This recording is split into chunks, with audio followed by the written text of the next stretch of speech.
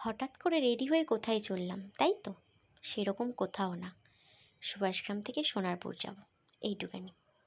আসলে হঠাৎ করে মন খারাপ করলে বা বাড়িতে বসে ভালো না লাগলে আমার একটু বাইরে বেরোতে ইচ্ছা করে।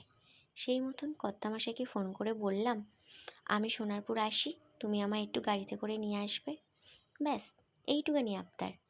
একটুখানি বাড়ির বাইরে বেরিয়ে হাওয়া খেতে খেতে বাড়িতে আসবো। বাড়ির বাইরে যাওয়া, বাড়ির বাইরে যে প্রাকৃতিক হাওয়া, সেটা আমার ভীষণ ভালো লাগে। আর বলতে বলতে ট্রেন ঢুকে এলো। ট্রেনে করে যাব সোনারপুর। সোনারপুর থেকে ও আসলে আমাকে নিয়ে সুভাষগ্রামে নিয়ে চলে আসবে আমার বাড়িতে।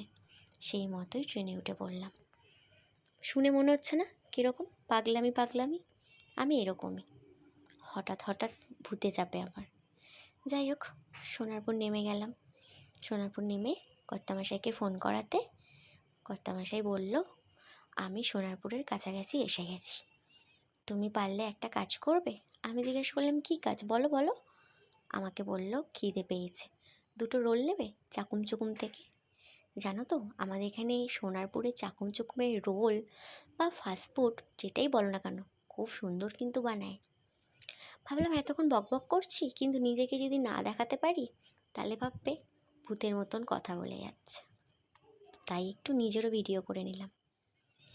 ব্যাস, সোনারপুর মোড়ে গিয়ে একটু দাঁড়িয়ে দেখলাম, ভিড়টা বেশ ভালোই ছিল। বৃষ্টির মধ্যেও ভিড় কিন্তু কম নেই।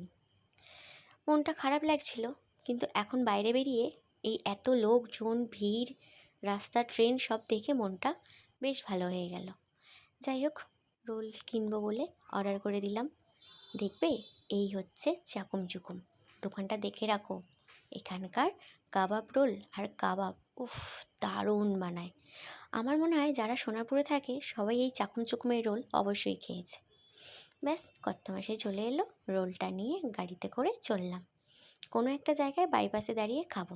আমার না বাইপাসে ঘুরতে আর সেই বাইকের যে ফুরফুর হাওয়াটা হয় না, উফ, আমার না হেভি লাগে, জানো তো। যাই হোক, বাইকে করে এবার বাড়ির দিকে যাচ্ছি। দেখো বাইপাসটা কীরকম ফাঁকা ফাঁকা, কী সুন্দর হাওয়া। আমি জানি না, আমার তো ভীষণ ভালো লাগে। চলো, টাটা।